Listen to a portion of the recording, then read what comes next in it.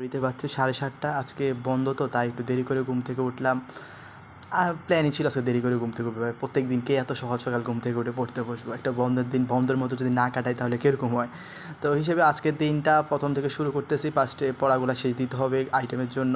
আর রাতের দিকে একটু সময় যেতে পারে 9টার দিকে আমাদের ক্যান্টিনে বলতে ডাইনিংয়ে আজকে খাবার দাবারের আয়োজন করা হয়েছে 5 আগস্ট উপলক্ষে। খাবারের মোটামুটি যে মেনুগুলো দেখলাম ভাই, বাড়ির মতো একটা ভাব আসতেছে। দেখি না এখন রাতে কী খাওয়ায়। তো আজকে একটু মানে আনন্দ লাগতেছে আর কি, দেখি। তো ওইটা এখন পড়তে বসছি, মুখ হাত মুখ ধুইছি আর কি, এখন পড়তে বসছি।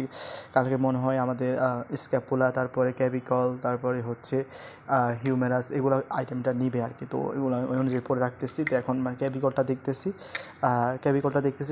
নোট করা ছিল, নোটগুলো দেখতেছি। নোটগুলো দেখার পর আবার বই একটু দেখতে হবে, অস্ট্রোলজির বইটা একটু দেখতে হবে। আর আজকে চিন্তা করতেছি কিছু একটা ভিডিও বানাবো আর কি, ডেমো টাইপের কিছু ভিডিও বানাইতে হবে। তো ওইটা প্ল্যান মাথায় আছে, তাই আগে নিজে একটু পড়াটা শেষ করে যেতেছি আর কি, না হলে তারপর ডেমো দিতে যাই নিজে আটকে যাবো। তাই এগুলো দেখতেছি, বোনটুন নিয়ে বসছি। এখন বাকিটা দেখা যাক ভিডিও করতে পারি কিনা না পারি। তো এখন 12টা বাজছে, ভাবছিলাম একটু বাইরে যাবো। এখন দেখতেছি যে পুরো বৃষ্টি।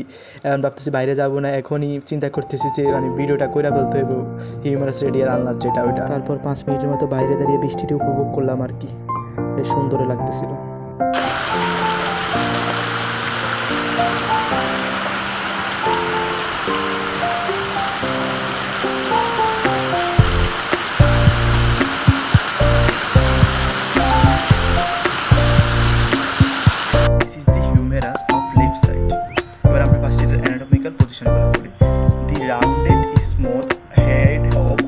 End is directed medially backward and upward, and the laser tubercle directed anteriorly and upward, and the olecranon fossa of the posterior surface of the lower end is directed posteriorly, and this is the scapula of right side. But আমরা এটা anatomical position গুলো একটু জানি।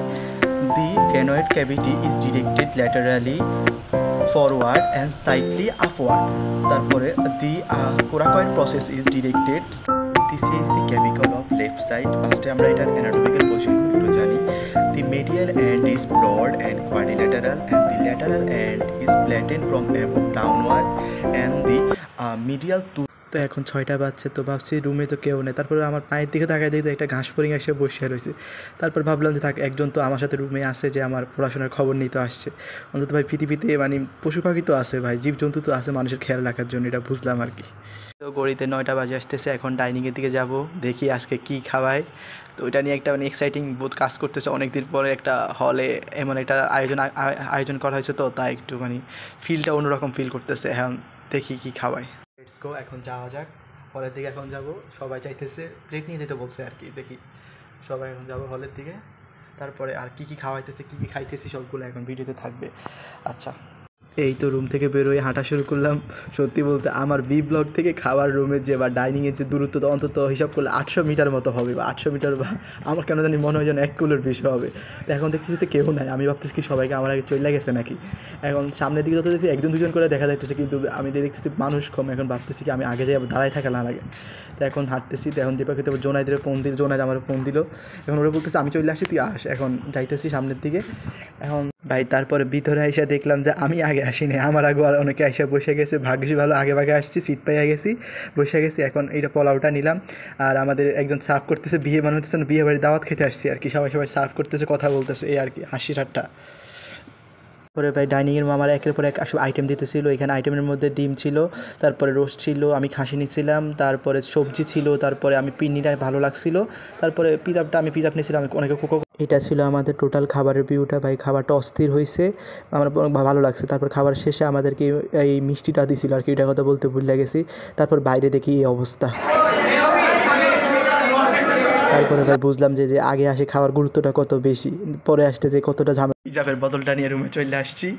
এখন জানি না কী করবো, পড়তে বসবো না বসবো, এটাই চিন্তা করতেছি।